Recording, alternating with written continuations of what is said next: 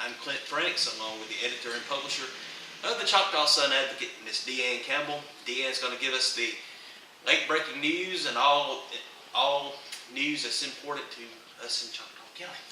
Well, what's going on in the news in Alabama this week? I guess the most dominating news story is, of course, we've got a special election tomorrow between Luther Strange and Roy Moore. Of course, this is a runoff election for the Republican primary. Those two candidates were among a field of 10 who were vying for the position of Republican nominee to go up against the Democratic nominee, Doug Jones. Neither of those candidates got 50% of the vote in the August primary, so they're in for a runoff between those two candidates. I just want to remind people out there that if you voted on the Democratic ticket in the primary last month, you cannot vote tomorrow. Only those who voted on the Republican ballots in the August primary, or those who didn't vote at all, can vote tomorrow. So I'm just going to warn you, don't show up at the polls if you voted on the Democratic ticket because you're not going to get to vote. And if you do, don't get angry with the poll workers. They're not trying to disenfranchise you. That's state law. It's state law that was passed earlier this year that says that you can only vote in a runoff in a primary if you voted on that ballot in the original primary election. So if you voted on the Democratic ballot, stay home tomorrow. I don't agree with that at all, but... Well, let me tell you why they did that. Is so that Democratic voters or Republican voters, and it works both ways, it's not just one party. The people who voted in the other party primary, who are aligned with the other party, cannot come back and try to affect the outcome of the other party's election. That's one of those things, we could go back and forth on Right. that all day long.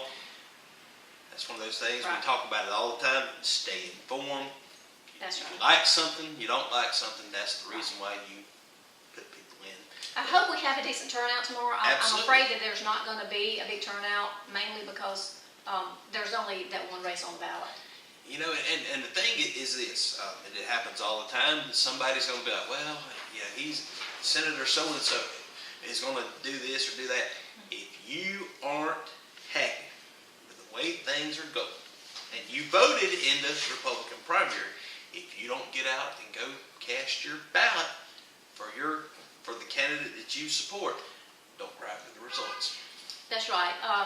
Luther Strange or Roy Moore will be the one that will be on the general election ballot in December.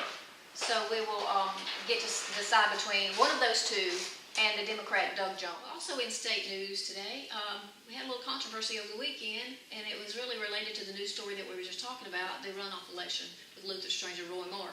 President Trump was in Huntsville at a rally for Luther Strange and said a few things that stirred up a lot more controversy over something that was already controversial. And it dates back to last year's decision by Colin Kaepernick not to stand for the National Anthem as part of a protest. And so Donald Trump had a few things to say that has had the national media stirred up into a frenzy over the weekend. Imagine the president stirring some people up. I can't imagine that for the life of me. And I know we're supposed to be journalists, and I know that we're supposed to kind of be down the middle on this. Now, first of all, I don't necessarily agree with what the president called the players. I was like, whoa, I hadn't seen it, and I saw it yesterday morning. I was like, what in the world is he doing? I disagree with his choice of words. On the other hand, these are professional football players, and I guarantee you, if you sat in the locker room, you've been called worse. I think everybody around here knows where I stand as far as showing respect for our flag, showing respect for our country. I disagree with kneeling during the national anthem. There's a protocol that you should follow. Matter of fact, it's in the NFL rule book that you are required to stand and salute the flag. Is there injustice in this country? Absolutely. Is there inequality? Sure there is. But I think there's too many people that have fought and died for whatever freedom we have here. People a lot better than me. And it's just, I think it's common courtesy. When you stand for that flag, it's not an act. You are honored. That is the most simple way that you can honor people that are protecting the very right that you have to sit during that protest. And is that his right as an American? Absolutely. But that's just that's part of the whole pieces of this puzzle. Right. And it's just that, it hurts my heart to see people who would disrespect the flag. Because, for one, I know that you probably feel this way. I get choked up just Sure. with the flag when I hear the national anthem.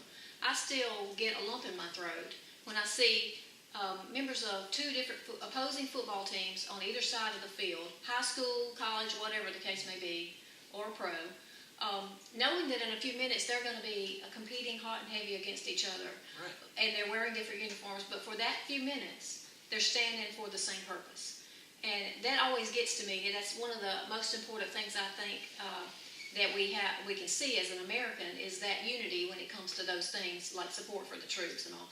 Unfortunately, we're not seeing that unity in this time of our in our history, and it's really a sad situation to see this. But by the same token, the flag flies because we stand for freedom, right. which gives those people the right to not stand and not salute if they so choose.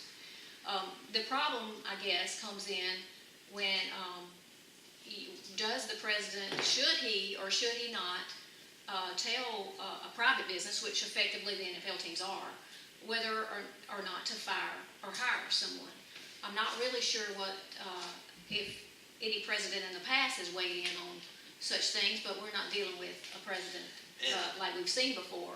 I think he gets in situations sometimes in front of that rally, and those people there wholeheartedly agreed with him, and that's who he was talking to. He was playing to let's examine where he was at. That's right. He was in the state of Alabama. He was in Alabama at a rally with kindred spirits. And I guarantee you, if you put a poll out there and said, Alabamians, are you offended by what President Donald Trump said about firing those, fill in the blank?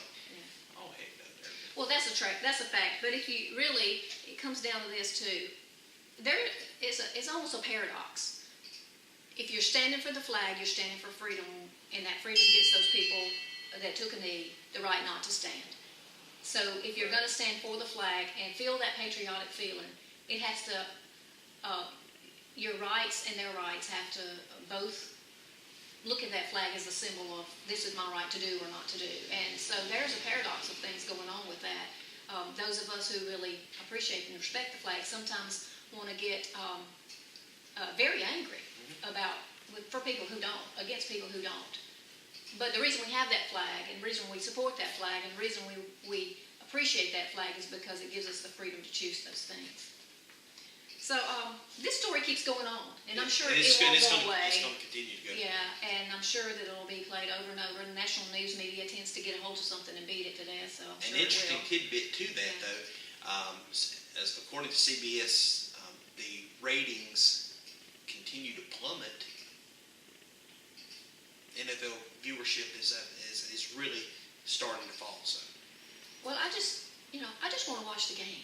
Really, I want to watch a good ball I game. just want to see the game. Why can't we just go back to it being a game? That's true.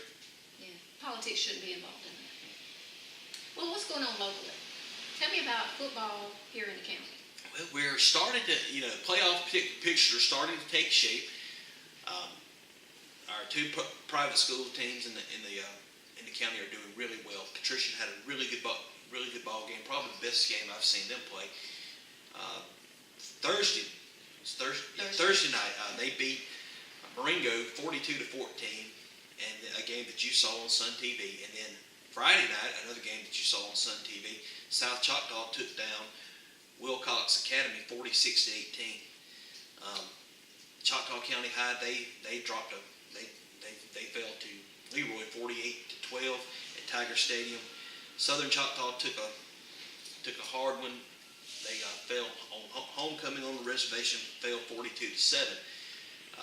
Patrician Academy and South Choctaw, they look to be well on their way to a playoff berth, as does Sweetwater.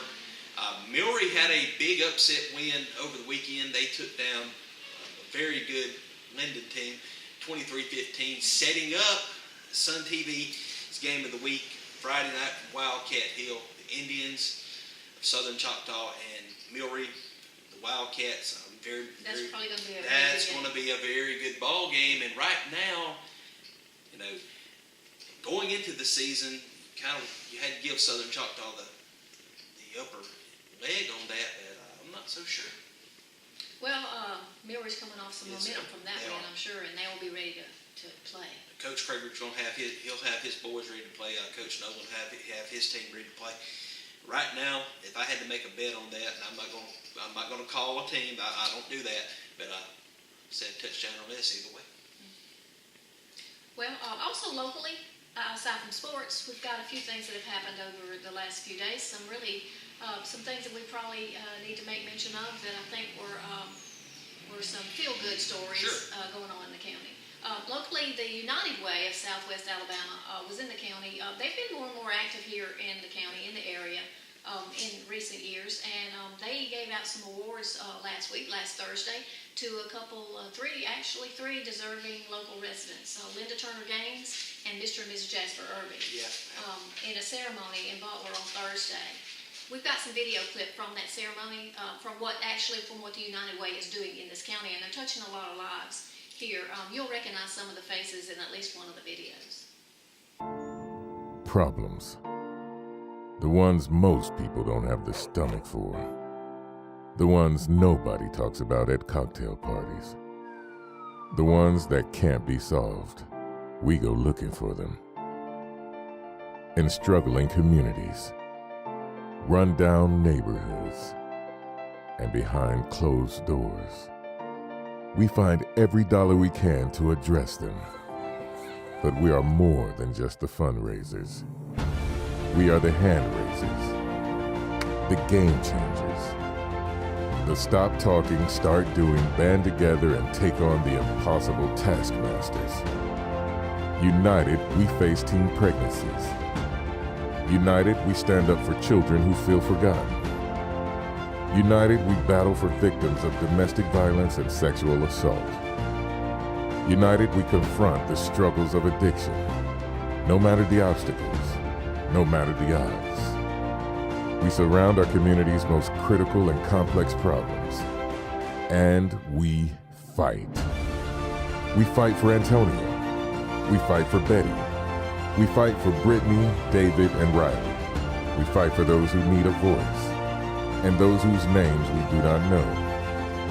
At United Way of Southwest Alabama, we fight for the health, education, financial stability, and access to life's basic essentials for every person in every community we serve.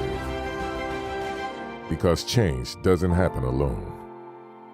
Hope isn't a one-man band, and there's no such thing as self-taught or self-made. We have one life. To live better, we must live united.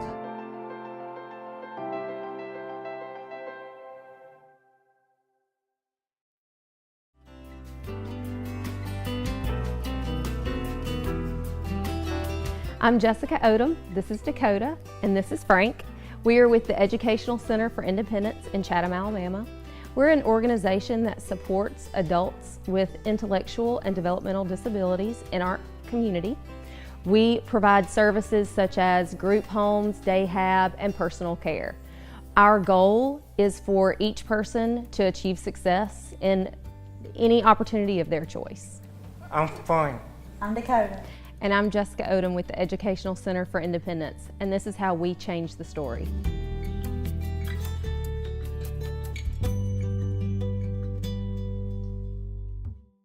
Also locally, Bladen Springs Baptist Church. Did you know, Clint, that they celebrated 100 years yesterday? No, I did not. I do not. 100 years old. Actually, the building itself is 145. At one point, it was a Methodist church, I believe. 100 years ago, though, the Bladen Springs Baptist Church became a church. Yesterday, they had a service, a very moving service, and the representative from the Alabama Baptist Historical Commission came to the church and presented a plaque in honor of the anniversary. We've got some video from that day, from the service yesterday, and we hope you enjoy seeing it. Paul was weary on his journey, his body frail and weak. The apostle knew the end was near as he dipped his pen in ink. He wrote, Timothy, my son, you have fought the fight of faith. Carry on what I've begun, but most of all I pray. The church building was built by Peter Flint in 1872 by the Methodists of the community, and today is 145 years old. Over the years, the church has been worshipped in, loved, kept up by the Baptists, Methodists, and Presbyterians alike. This September, the Bladen Springs Baptist Church is celebrating their 100-year anniversary. The church still gathers to worship every second and fourth Sunday of the month. Members of the church are very thankful to be a part of the historical services as the Alabama Baptist Association presents the Bladen Springs Baptist Church with their 100-year plaque. On behalf of the Historical Commission and an entity of the Alabama Baptist Convention, we commend Bladen Springs Baptist Church of the Choctaw Baptist Association on the church's 100th anniversary, celebrated this day, September the 24th, 2017. It is signed by Lynette Bird. She's the executive director of the Historical Commission. Congratulations. You can watch for more on those two stories, the United Way story and the Bladen Springs Baptist Church story, coming up this week in the Sun Advocate. And also coming up, we've got coverage of local football games. And I'm sure that we'll have some photos from all the games in the area.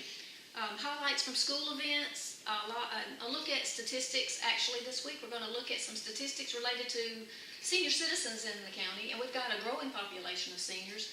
How are they faring when it comes to economic well-being and health care in relation to other areas? We're going to take a look at that. Got some statistics on that, or they're pretty interesting. We'll have some coverage of local town meetings, reports of arrests, and the story of a fire that destroyed the home of a local woman last week. So that's it for SunTV today. I'm Deanne Campbell. This is Clint Franks, and we'll see you on Wednesday.